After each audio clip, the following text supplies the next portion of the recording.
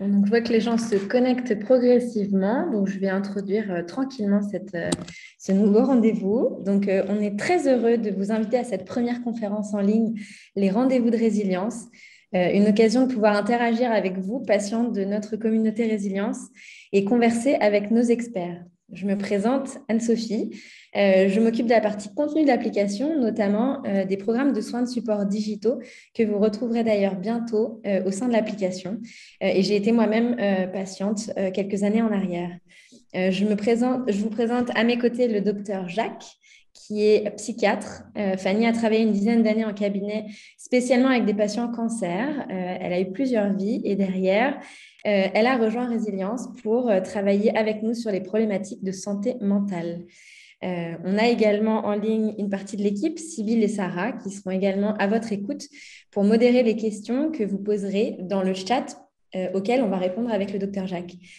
Petit disclaimer, merci d'éviter des questions concernant particulièrement votre parcours de soins à vous, étant donné qu'on est sur une approche générale et que le docteur Jacques n'est pas votre médecin traitant.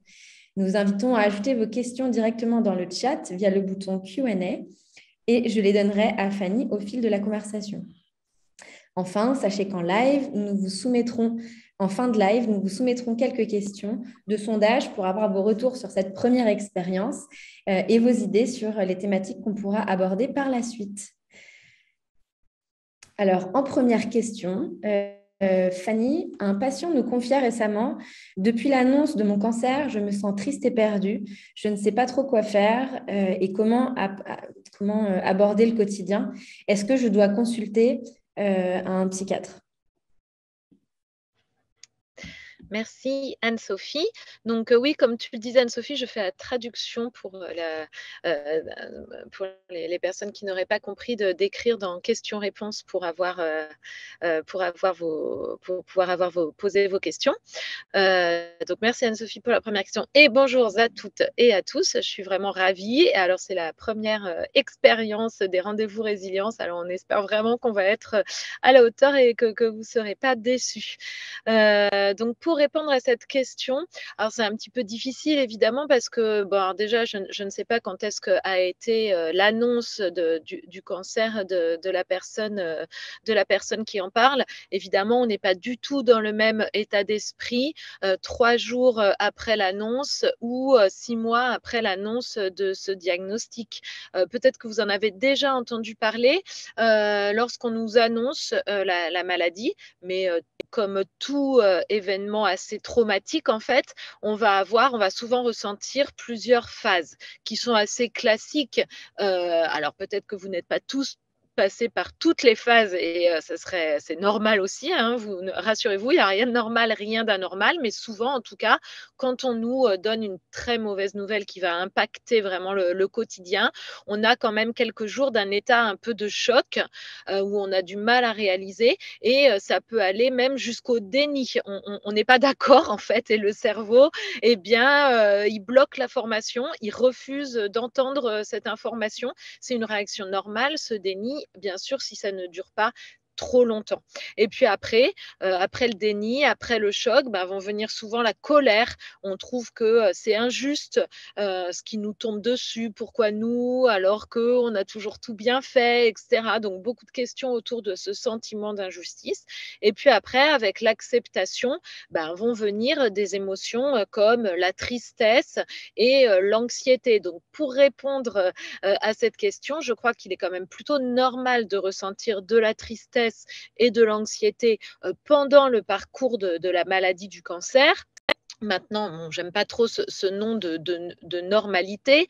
Ce qui est important, c'est pas tant est-ce qu'on est triste, mais à quel point ça va affecter le quotidien. Est-ce que c'est intense? Est-ce que ça nous empêche de faire quoi que ce soit? Est-ce qu'on continue à avoir des bons moments par ailleurs? Est-ce qu'on continue quand même à profiter? Est-ce que la tristesse, est-ce que l'anxiété, est-ce que ces émotions négatives, elles nous lâchent un petit peu finalement? Ou est-ce que vraiment elles nous pèsent et que qu'elles vont prendre le pas sur tout le reste. Si jamais c'est le cas, là, on peut commencer à être quand même dans quelque chose de plus pathologique. Et c'est important en ce cas d'en parler à l'équipe de soins de ces émotions-là, parce que c'est pas du tout rare. Je ne sais pas si vous avez cette notion, mais il y a à peu près 75% par exemple des personnes qui souffrent de cancer qui vont ressentir de l'anxiété à un niveau même parfois pathologique. Il y a également environ 20% des patients qui souffrent de cancer qui vont avoir un épisode dépressif. Donc, ce n'est pas rien du tout. Et si vous n'avez pas un bon moral ou si vous êtes trop anxieux, eh bien, ça va pouvoir interférer avec votre maladie, avec votre sommeil, avec vos traitements. Donc, c'est vraiment très important d'en parler à votre équipe de soins. Il y a des traitements médicamenteux qui peuvent vous aider. Il y a des psychologues, il y a des psychiatres qui sont spécialisés en plus dans les soins de support en oncologie, comme je le suis. Donc, si vous avez un petit doute, si vous trouvez que le symptôme est quand même pesant, il n'y a pas de règle de est-ce que c'est normal, est-ce que c'est pathologique. En tout cas, je ne pense pas que ce soit à vous de vous préoccuper de cette règle. Vous en parlez à vos soignants et c'est eux qui vous diront ce qui est à faire et est-ce qu'il faut faire des choses en particulier, quoi. Super, merci beaucoup pour cette première réponse. Dans les quelques autres questions qui sont remontées précédemment à ce live, il y a notamment ce témoignage d'une jeune femme qui disait: j'ai appris que j'ai eu un cancer du sein il y a quelques semaines. J'essaie de tout bien faire au niveau des examens et de la chirurgie qui va bientôt arriver, de m'y préparer, mais ça fait beaucoup pour moi et je ne sais pas comment en parler à mon conjoint. Peur de son regard qui change, de sa réaction, peur qu'il me quitte et peur de mon corps et de mon image qui vont changer à cause des traitements. Que faire? D'accord, merci Anne-Sophie. Alors, c'est sûr que le temps là, alors on est effectivement là dans les temps, les semaines qui suivent l'annonce du diagnostic. C'est une période qui est difficile, évidemment pour le patient, mais aussi pour l'entourage. Donc, en tout cas, que faire? Vous avez vraiment dit le mot-clé dans votre question. Vous avez dit parler. Et donc, je pense que vraiment, un des gros piliers pour se sortir plus fort de cette maladie, ça va être la communication. Il faut savoir qu'en fait, tout événement négatif de vie dans les couples, quand le couple il est déjà finalement un peu fragilisé par les choses du quotidien, peut-être qu'un événement négatif va le fragiliser encore plus. Et puis, à contrario, si le couple il est déjà plutôt fort et stable, et un événement négatif, tout comme un événement positif, ça peut venir aussi renforcer finalement les liens du couple. Donc là-dessus, pas de panique. Moi, j'ai envie de dire que ça dépend aussi de l'état de base du couple d'avant la maladie. Il y a pas vraiment là-dessus, il n'y a pas vraiment de recette. Mais en tout cas, la recette, elle est celle de communiquer. Moi, ce que je propose souvent aux patients et à leur entourage, et le cancer, pour moi, c'est pas un sprint, c'est vraiment une course d'endurance. Ça va durer longtemps et il va y avoir plein de remaniements, même dans la gestion du quotidien. Donc, moi, ce que je dis aux personnes, c'est de finalement essayer de s'organiser comme si on était dans une petite entreprise. C'est une nouvelle petite entreprise, la famille, le conjoint, le couple, c'est une petite entreprise. Quand on a des entreprises et qu'on est face à un événement indésirable, qu'est-ce qu'on fait? On fait des réunions d'équipe, on se pose tous ensemble autour d'une table et on réfléchit ensemble, on parle, on trouve des solutions, etc. Et dans un couple ou dans une famille, pour moi, il faut faire la même chose. Donc peut-être il faut essayer de s'instaurer des rendez-vous hebdomadaires, pourquoi pas, 1 heure par semaine, 1 heure et demie par semaine, on se pose en famille avec le conjoint, plus ou moins les enfants, s'ils en ont envie, selon leur âge, etc. Et on se dit tout ce qu'on a sur le cœur. Déjà, quelles sont les émotions qu'on ressent? J'ai peur que tu me quittes, j'ai peur des transformations physiques, comment est-ce que tu vas le vivre? J'angoisse, j'ai du mal à dormir, qu'est-ce que toi tu penses de ma maladie, comment est-ce que tu la vis, etc. Je pense que toutes ces émotions-là, il faut savoir les exprimer et puis pouvoir en discuter. Et puis après, on passe un peu au plan d'attaque, comme on le ferait dans une entreprise, vraiment très pratico-pratique, c'est-à-dire comment est-ce qu'on réorganise les tâches, parce que ce qui est difficile aussi, c'est que souvent, finalement, le conjoint, il se retrouve un peu en surcharge. Et alors nous, en plus de la maladie, on a la culpabilité de l'inquiéter et de le surcharger. Donc il faut vraiment regarder, une fois qu'il va y avoir les traitements, le protocole de soins, peut-être vos hospitalisations, vos cures de chimiothérapie ou votre opération qui risque de vous fatiguer, etc. Qu'est-ce que vous allez pouvoir faire? Qu'est-ce que vous n'allez pas pouvoir faire? Comment est-ce qu'on organise les courses, les tâches ménagères, la récupération des enfants si enfant il y a, le travail ou l'arrêt de travail, enfin vraiment tous ces trucs du quotidien. Donc pour moi, vraiment, déjà, la clé, c'est cette espèce de rendez-vous hebdomadaire hyper concret où on se dit tout, on se fait le planning de la semaine et puis on réajuste selon l'état de l'un et de l'autre. Ça, c'est la première chose. Et la seconde chose, je pense que il faut vraiment que le conjoint, comme vous d'ailleurs, vous continuiez d'avoir des temps pour vous. Le conjoint, il faut qu'il déculpabilise. Il n'est pas malade, il est bien portant. Il faut qu'il continue de sortir. On ne peut pas être sur la quantité et sur la qualité. Donc, si vous, parfois, vous êtes fatigué, si vous devez annuler une activité, annuler un dîner chez des amis, peut-être vous pouvez aller juste au début du repas et partir, ou peut-être vous pouvez le faire en visio pour faire un petit coucou aux amis ou à la famille. Mais je pense que c'est important que le conjoint puisse continuer, lui, d'y aller. Si vous aviez une activité sportive, par exemple, en commune, peut-être que lui continue de la faire si vous ne pouvez pas la faire. Voilà, je pense que c'est important que lui continue quand même de s'épanouir personnellement. Déjà, ça lui fera du bien, il sera plus d'attaque ensuite pour vous soutenir. Et puis comme ça vous fera aussi vous parler d'autres choses que de la maladie, des traitements. Il vous donnera des nouvelles du monde extérieur, on va dire. Voilà, et vous, ça vous permet de continuer aussi de vous impliquer dans la vie de tous les jours sans avoir le sentiment que la planète un peu continue de tourner sans vous. Voilà. Après, peut-être une dernière partie qui va avec la première, qui serait peut-être concernant la sexualité, l'intimité du couple, qui évidemment peut changer pendant la maladie et puis pendant les effets secondaires des traitements comme la fatigue ou les choses comme ça. Ça aussi, évidemment, ça passe par la communication. Il faut vraiment bien expliquer à votre conjoint quels sont les effets secondaires des traitements, qu'est-ce que vous ressentez, que c'est normal, que s'il y a une baisse de la libido, par exemple, c'est pas du tout dirigé contre lui et que c'est hélas quelque chose de normal et de normalement temporaire également, et d'essayer de rester connecté avec son conjoint. On peut se faire un câlin, on peut se tenir la main, on peut regarder ensemble une série ou lire le même livre pour pouvoir ensuite s'en parler. Voilà, la connexion, elle n'est pas du tout que sexuelle, elle peut être physique d'une autre façon, elle peut être intellectuelle, elle peut être par la connivence. Voilà, donc c'est hyper important de ne pas s'oublier l'un l'autre, même s'il n'y a pas réellement de rapport sexuel pendant un moment. Voilà, j'espère que j'ai fait le tour. Il doit y avoir encore plein d'autres choses à dire, mais je pense que je peux durer 1 heure sur le sujet parce que c'est une question hyper intéressante. J'espère avoir quand même répondu au moins en partie. C'est très bizarre cet exercice, si vous saviez, parce que je ne vois absolument personne.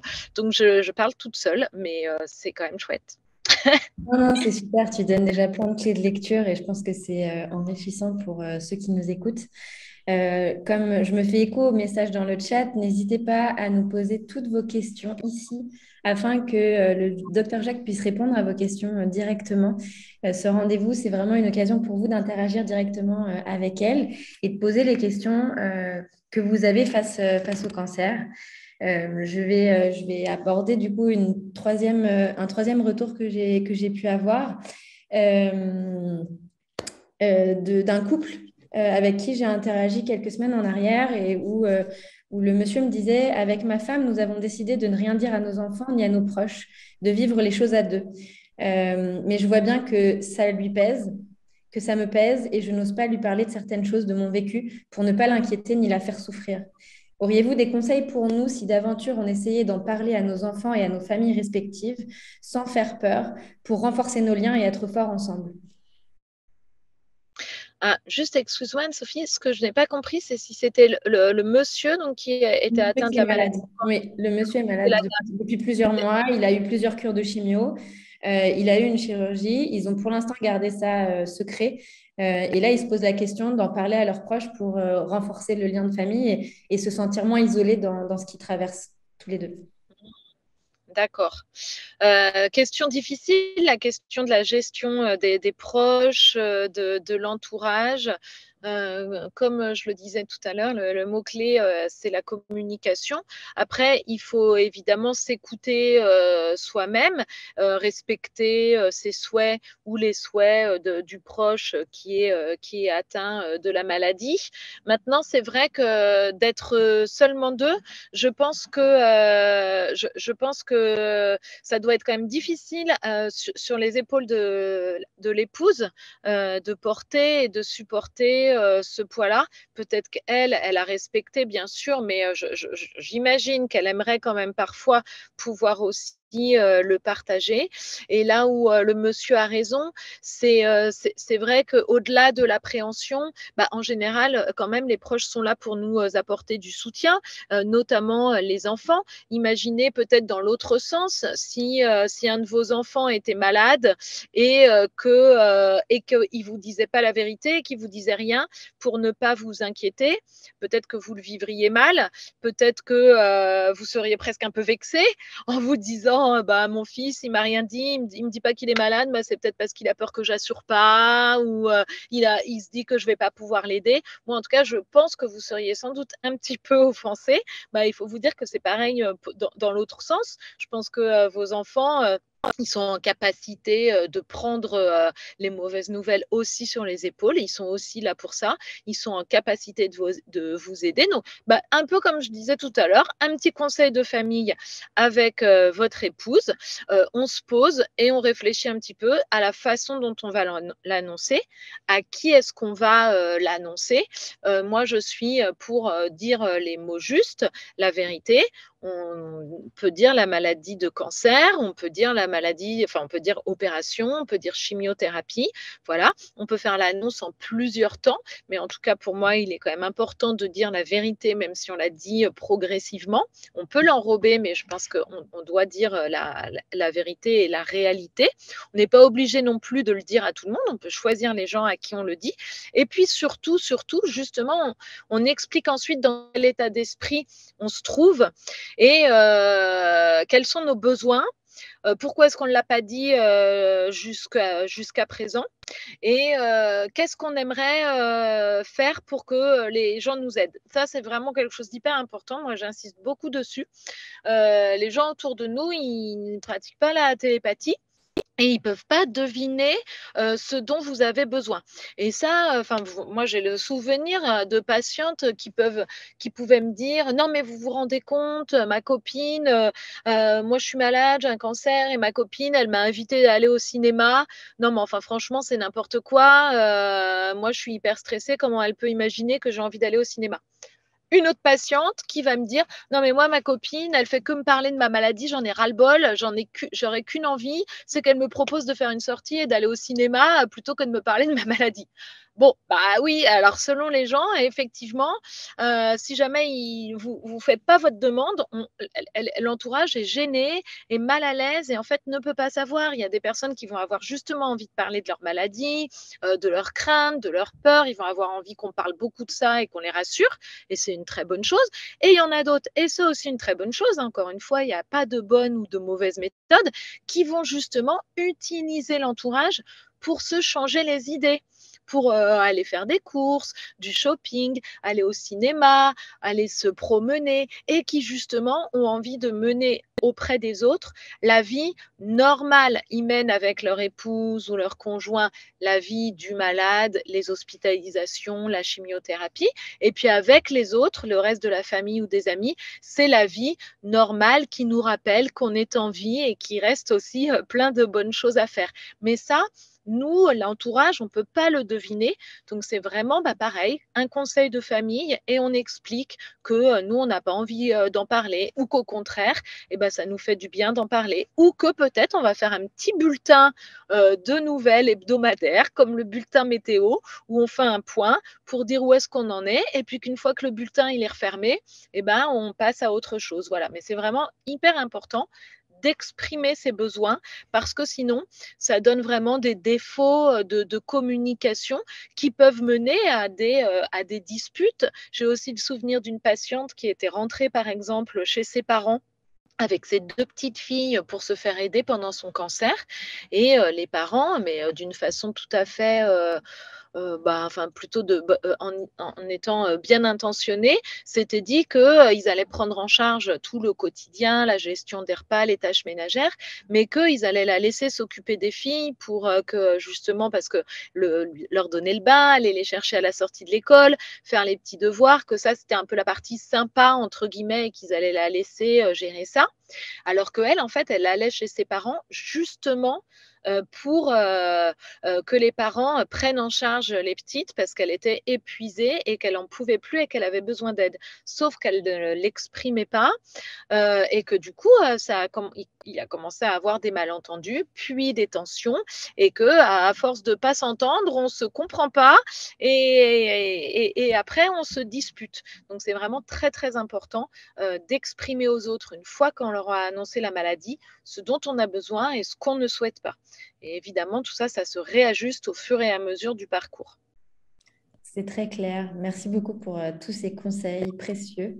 Euh, et effectivement, initier un dialogue, c'est déjà une piste pour effectivement pouvoir en parler, poser des mots. On a plusieurs questions qui se posent, donc c'est chouette. La première, c'est de Malika qui demande, qui dit, difficile de continuer à avoir des amis et sortir quand on est en déficit de globules blancs. Donc s'isoler pour ne rien attraper, car il faut rester masqué et imposer le masque aux autres. Point d'interrogation. Oui, bonjour Malika, merci beaucoup d'être avec nous. Alors oui, j'imagine tout à fait. En plus, pour le coup, c'est quelque chose que j'arrive de loin à imaginer. On a vécu le confinement, on a vécu l'isolement, on a vécu le masque, et je sais à quel point ça a pu être difficile pour tout le monde et même provoquer, bah oui, de l'isolement, de la solitude, de la tristesse, des crises d'angoisse, etc. Et donc, je pense que peut-être il faut, pareil, hein, vous réfléchir à qui sont peut-être les personnes prioritaires. On appelle cela les personnes ressources. Je ne dis pas que les autres le sont moins, mais c'est vrai que quand on est malade, en fait, il faut essayer de s'entourer, même si on n'est pas très courageux, même si on n'est pas en forme, des personnes qui ont de l'énergie positive, dont on sait qu'elles vont être bonnes pour nous. Donc peut-être que déjà, il faut sélectionner un peu les VIP, on va dire, de Malika, qui sont ceux qui vous apporteraient le plus de ressources, vers qui vous allez pouvoir recevoir le plus d'énergie.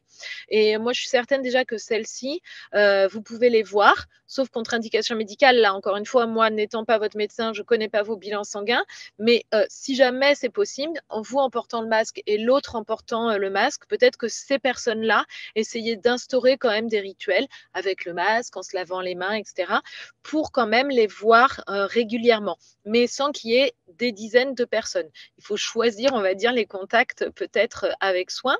On peut aussi, je sais que c'est pas super marrant, on l'a tous vécu, mais malgré tout, faire des visios. Parce que en tout cas, mon conseil, il est de ne pas s'isoler, parce que je sais pas, je pense que ça vous est déjà tous arrivé. Qu'est-ce qui se passe quand on s'isole? Eh ben, bizarrement, on va pas penser aux trucs les plus positifs et sympathiques de notre vie, mais on va plutôt tourner en boucle sur ce qui est négatif. On va ruminer, et l'isolement, ça n'a jamais aidé à aller mieux. Je pense qu'on l'a déjà tous remarqué. On reste tout seul en se disant, comme ça va passer, je vais m'isoler et puis ça va me calmer, etc. Ça ne marche absolument pas.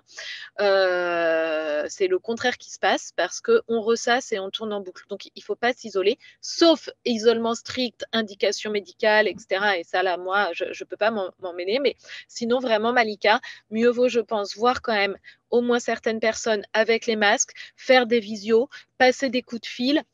Et puis, vous pouvez aussi écrire des lettres, vous pouvez faire des mails, mais sinon, même écrire des vraies lettres, c'est sympa aussi, voilà, de réinstaurer d'autres formes de communication. C'est ça aussi, hein, de ne pas être isolé. Mais c'est vrai que l'isolement fait quand même on a tendance à broyer du noir, je crois, hein. Ouais, tout à fait. Et c'est instaurer des nouveaux rituels aussi avec les proches qu'on a autour de soi. Et la Covid, quelque part, le fait d'utiliser du gel hydroalcoolique, de bien se laver les mains, de porter un masque, c'est des choses que vos proches sont tout à fait à même d'entendre, en fait. Si c'est pour protéger votre santé, je pense que c'est quelque chose qui peut être entendu. On a une question de Vanessa qui dit: Depuis l'annonce du cancer, il y a 6 mois, je ne cesse de lire des articles scientifiques sur les spécificités du cancer qui me touchent. Avant de me coucher, dès le réveil, je ne sais pas comment me détacher de tout ça. Avez-vous des conseils? Bonjour Vanessa et bienvenue et merci de votre question. Je ne sais pas quelle est la fréquence et l'intensité, mais j'ai l'impression quand même que ça, c'est dans votre quotidien. Alors, que vous dire? On peut, je crois, hein, je ne veux pas faire encore une fois de diagnostic comme ça à la sauvage sans par écran interposé, mais à mon avis, peut-être faut-il quand même en parler à votre équipe de soins. Peut-être que vous l'avez déjà fait. Vous savez, moi, ça me rappelle finalement ces personnes, j'en ai reçu en tant que patient qui, par exemple, pendant le Covid, regardaient les informations en boucle et ça faisait plutôt que de diminuer l'angoisse, ça avait plutôt tendance à l'augmenter. Ils étaient branchés sur BFM ou autre toute la journée durant et ça générait en fait de l'angoisse, mais parce qu'ils voulaient être à tout prix informés avec cette espèce de pensée magique qu'en étant informés, eh bien, peut-être ça diminuait le risque ou en étant mieux ou en étant très bien informé, peut-être qu'on allait passer au travers, etc. Peut-être, Vanessa, c'est un peu ce dont vous souffrez et en fait, c'est de l'anxiété. Tout simplement, mais qui va s'exprimer d'une façon un peu obsédante, obsessionnelle. Et pour moi, ça correspond, oui, à une sorte de petit trouble obsessionnel, quoi. On a l'impression qu'en fait, en sachant tout sur notre maladie, eh ben, peut-être on va mieux la maîtriser. Parce que qu'est-ce que c'est la maladie? C'est ça, en fait. C'est quelque chose qu'on ne maîtrise pas. Et Dieu sait que l'être humain, il adore maîtriser les situations, il adore prévoir, il adore anticiper. Il y a un dicton que j'aime beaucoup et qui s'appelle l'homme prévoit et Dieu rigole. Eh bien, c'est un peu ça. Et donc, quand on a tendance à tout anticiper et à tout prévoir et que quelque chose de grave nous tombe dessus, eh bien, on va essayer de reprendre la main, de maîtriser. Et je pense que vous, Vanessa, votre solution à vous que vous avez trouvée pour reprendre la main sur la situation, c'est de tout lire et de vous abreuver de choses scientifiques sur le sujet.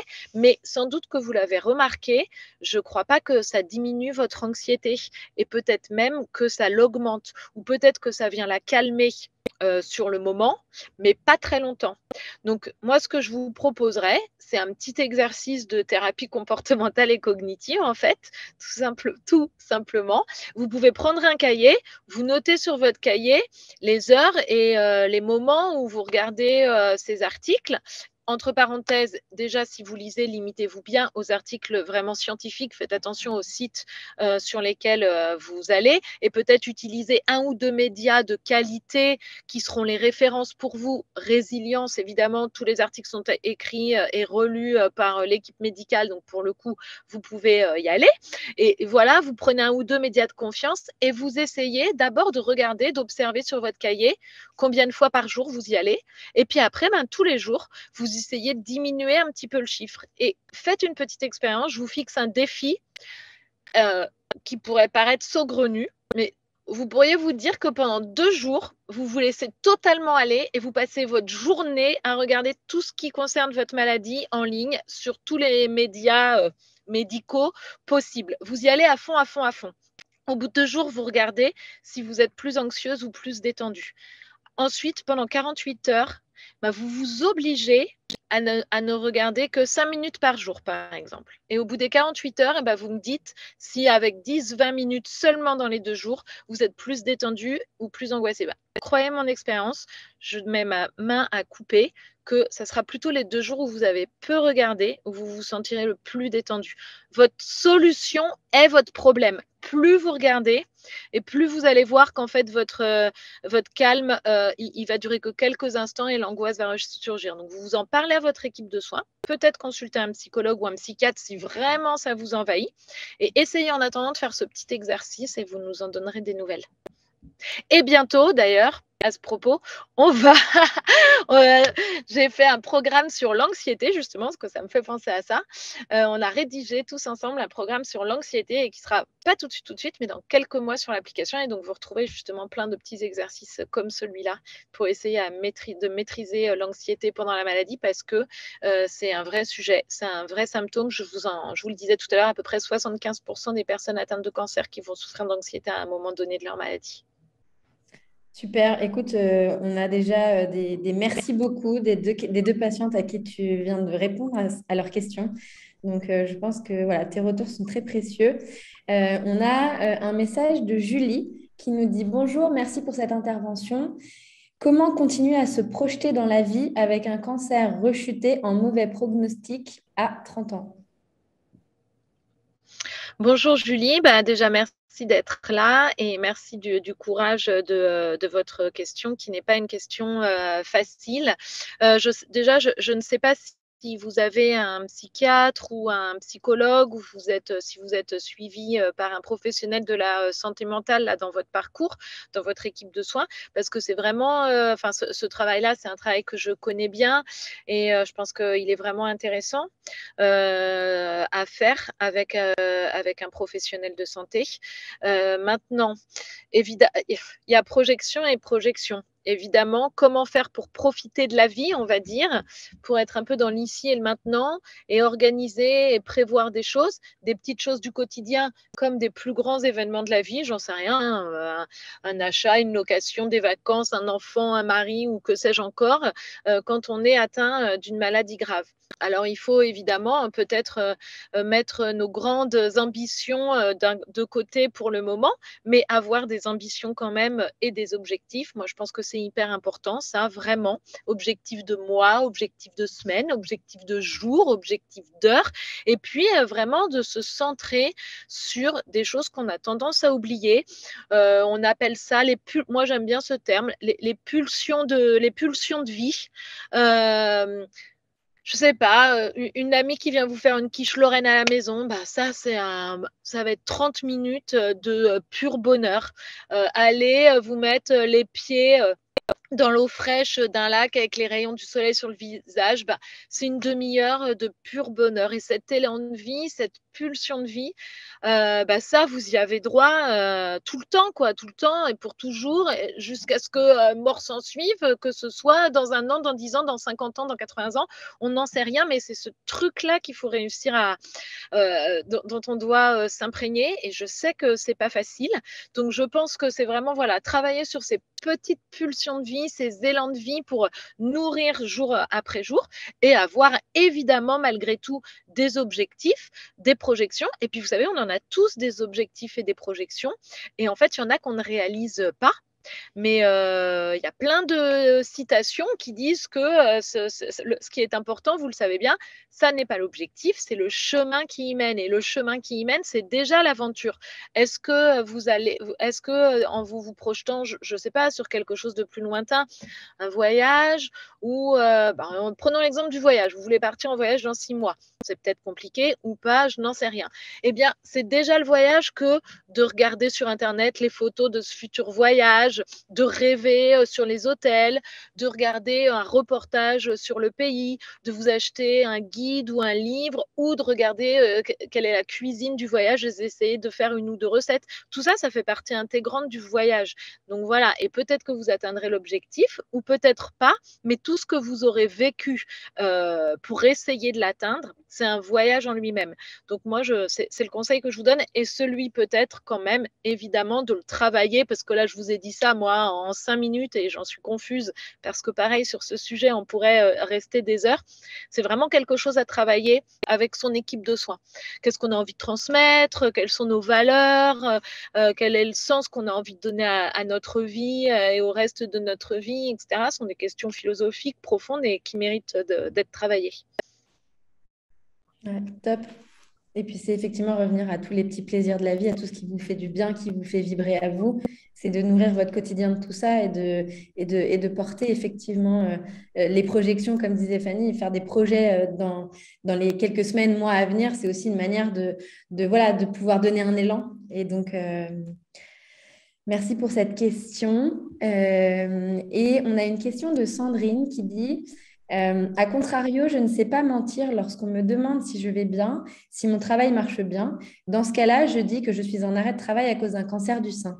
Parfois, je regrette les réactions des gens. J'ai des difficultés à me positionner. Je dis ou je ne dis pas. Point d'interrogation. D'accord, ok. Donc, de ce que j'ai compris de la question de Sandrine, bonjour Sandrine, et merci d'être là. Vous avez du mal à mentir, on va dire, et du coup, vous avez plutôt tendance à dire la vérité. Donc, quand on vous la demande, c'est plutôt je dis que je ne le dis pas, mais vous avez l'impression que ça déstabilise les gens et que les réactions ne sont pas toujours les réactions attendues, hein. Je crois, c'est ça, Anne-Sophie, si j'ai à peu près compris, puisque Ouais, Sandrine a tendance à le dire, quoi. Elle veut elle pas dit qu'elle. parfois, je regrette les réactions des gens. Donc, je présume que… D'accord, mais donc le souci ne vient peut-être pas de Sandrine, mais plutôt des gens déjà. C'est peut-être ça le premier, c'est peut-être ça le premier sujet. Sandrine, si on lui demande comment elle va et quel est son état de santé, moi encore une fois, je prône plutôt la transparence entre le dire et ne pas le dire. Je sais hein, à quel point ça peut être dur. Et c'est marrant, moi, je rédigeais un article là-dessus il n'y a pas longtemps parce que tout à l'heure, un monsieur en parlait, ça peut être le dire à ses enfants, à ses parents, enfin à ses très proches, à sa fratrie, mais il y a aussi les amis, et puis après, il y a aussi tout le cercle professionnel, et puis après, il y a aussi la gardienne, le boucher, la boulangère, mais parce que voilà, toutes ces personnes, on les appelle les contacts sociaux superficiels, qu'on voit quand même souvent, qui voient que peut-être on est moins là, qu'on change d'apparence physique, etc. Qu'est-ce qu'on leur dit à toutes ces personnes-là? Ça peut nous paraître violent que de dire j'ai un cancer, mais de rien dire, c'est aussi une forme de violence. Donc pour moi, Sandrine, il n'y a pas de bonne ou de mauvaise méthode. Si vous avez du mal à mentir, je pense que c'est bien de dire la vérité.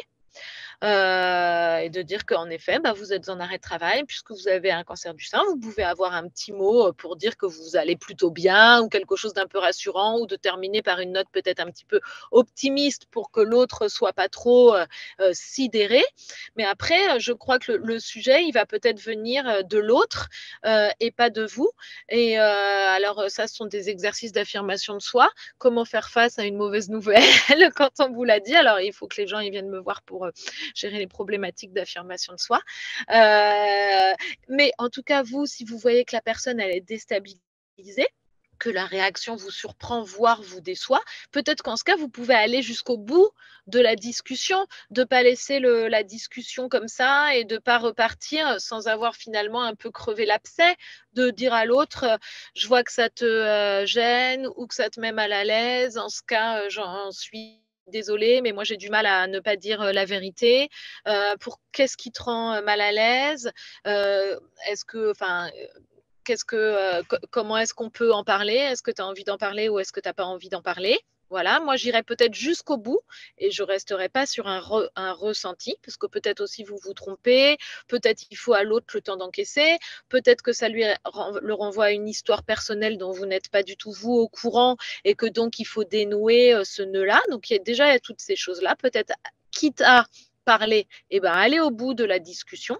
Et puis après, la deuxième chose, ben, vous verrez, en effet, la maladie, comme tout événement difficile de la vie, eh bien, les réactions de notre entourage, elles peuvent nous surprendre. Il y a des gens qu'on croyait peut-être un peu éloignés et qui vont s'avérer d'un grand soutien et hyper efficace pendant la maladie et on va vraiment les rencontrer, quoi. Et puis, il y en a d'autres que l'on pensait proches et puis dont on va peut-être être un peu déçu pour plein de raisons. Donc, ça permet d'une certaine façon de faire une forme de tri. Et puis, la dernière chose aussi, c'est qu'il faut peut-être pas juger. Chacun réagit à sa façon. Euh, comme je vous l'expliquais tout à l'heure par des exemples concrets, il y a des gens qui vont se dire qu'en fait, on n'a pas envie d'être embêtés. Ils vont plus jamais nous en reparler et ils vont vous traiter comme quelqu'un qui va bien. Et du coup, c'est un peu déstabilisant. Mais en fait, ils font plutôt ça parce que ils savent pas comment faire et qu'ils veulent pas vous mettre mal à l'aise. Il y en a d'autres qui vont être couvants, mais au point d'en être étouffants pour essayer de se rendre utile. Et là, pareil, en fait, je pense que ben, puisque vous n'êtes pas quelqu'un qui a l'habitude de mentir, et ben, dites la vérité. Et on en revient à ce qu'on disait tout à l'heure. Dites finalement quels sont vos besoins. J'en ai marre que tu me parles toujours de la maladie, ou j'en ai marre que tu me demandes plus jamais comment je vais depuis que tu sais que je suis malade. Voilà. Je pense qu'il faut vraiment en parler avec les gens. C'est pas forcément des personnes mauvaises ou décevantes, mais peut-être aussi des personnes qui sont pas à l'aise et qui ont besoin d'être un peu orientées. Ça vous fait un peu de travail supplémentaire là où vous en avez déjà pas mal, mais il est possible que ça vienne de là. Voilà, j'espère avoir répondu au moins en partie à votre question. Super, merci beaucoup. Julie, d'ailleurs, de la question précédente, te dit merci beaucoup, Fanny, cela m'a bien parlé. Et donc là, on a fait le tour des questions qui ont été posées jusqu'ici. Donc, on est à 40 minutes de conversation. Donc, ce que je vous propose, c'est que on vous lance les quelques questions qu'on avait de sondage de de ce premier rendez-vous résilience. On vous invite à compléter rapidement là sur votre écran. Et on va doucement clôturer ensuite ce premier rendez-vous en espérant que vous avez passé un bon moment en notre compagnie. En tout cas, nous, on a trouvé la conversation riche et intéressante de conseils et de partage d'histoires, de témoignages.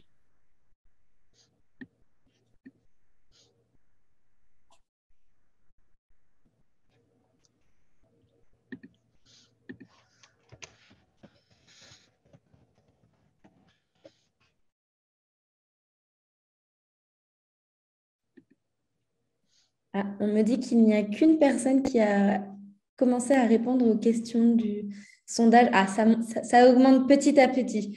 Donc, on vous laisse, on va se laisser 2-3 minutes pour qu'effectivement vous puissiez compléter. Vraiment, c'est très précieux d'avoir vos retours parce que voilà, ces rendez-vous de résilience, là, c'est une première. On souhaite vraiment pouvoir répondre au plus près à vos besoins, à vos attentes.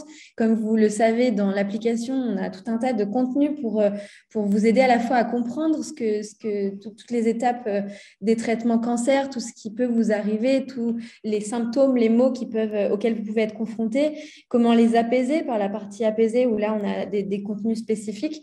Et puis, la partie explorée où là, vous retrouverez des témoignages en podcast d'autres patients qui effectivement livrent leur histoire, leur vécu. Et donc là, vos retours sur ce questionnaire de satisfaction, ces 4 questions sont pour nous très précieuses de pouvoir avoir vos retours sur cette première expérience. Est-ce qu'on renouvelle l'expérience dans un mois? À vous de nous dire. Est-ce que la thématique vous a semblé adaptée? Est-ce que vous avez aimé le format de conversation qu'on a eu là avec Fanny et les questions qui sont venues effectivement au fil de l'eau? Merci en tout cas à votre confiance sur tous vos retours. Et quelles sont les thématiques que vous souhaiteriez que l'on aborde lors des prochains rendez-vous? Ça aussi, c'est quelque chose d'important pour moi. Et pour faire venir les bons experts, on a besoin de vos retours pour savoir ce dont vous voulez parler, puisque c'est vous qui êtes effectivement moteur de ces rencontres.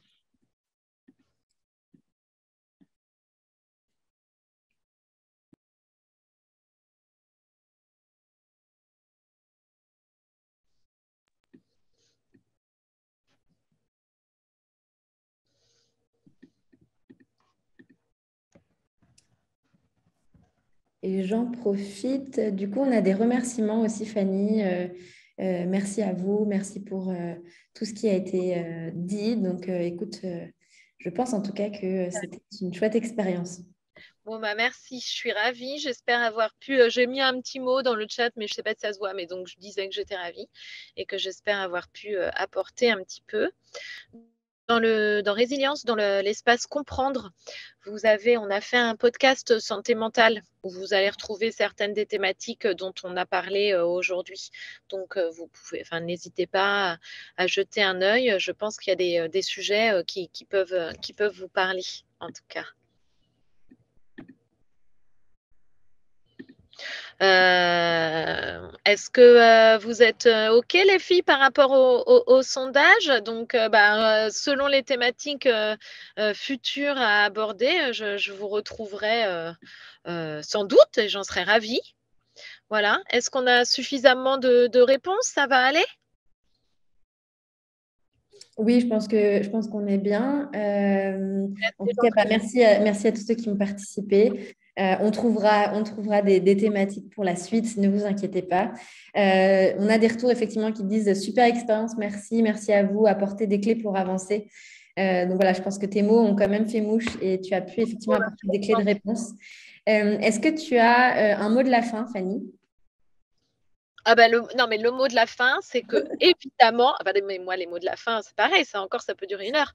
C'est que il faut vraiment penser à bien prendre soin de sa santé mentale quand on est malade. Il ne faut pas la mettre de côté parce que si on veut avoir vraiment, si on veut consacrer bah, toute notre énergie, déployer toute notre énergie pour nos traitements, il faut être en forme psychologique. Et donc vraiment, n'hésitez pas, si vous avez un coup de mou qui dure un peu ou des symptômes qui vous chafouinent, d'en parler à vos soignants qui sont là pour ça. Voilà. Eh bien, super. Eh bien, sur cette note, on vous souhaite une belle fin de journée, une bonne soirée, et puis on vous donne rendez-vous dans un mois pour le prochain rendez-vous résilience. Au revoir. Au revoir.